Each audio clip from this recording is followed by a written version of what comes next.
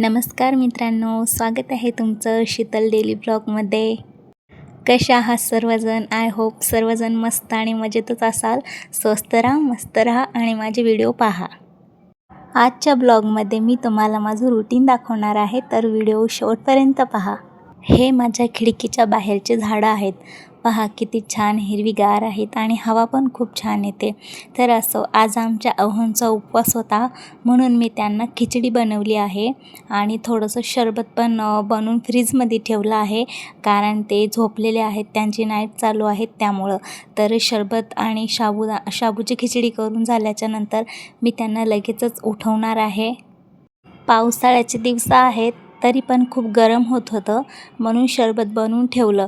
तर असं इकडे मी अहोंना पण उठवलं आणि त्यांनी अंघोळ वगैरे केली आणि त्यांचं अंथरूण त्यांनी लगेचच ठेवून दिलं आहे.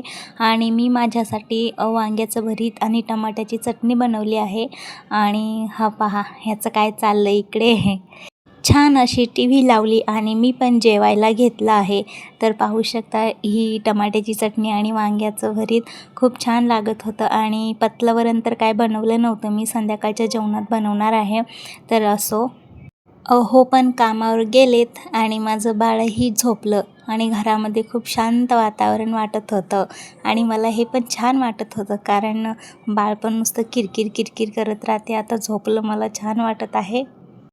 पण तो करमत पण नाही झोपला तर असं हे गोधडी आहे आणि मी या गोधडीला एक माझी खण साडी लावणार आहे. आणि हे माझ्या आईने मला दिलेलं प्रेम आहे. याला तिळवा असं म्हणतात, जे की संक्रांतीच्या दिवशी बनवतात. तर ते माझ्या आईने आत्ता बनवून मला दिलं आहे, गावाकडून पाठवलं आहे.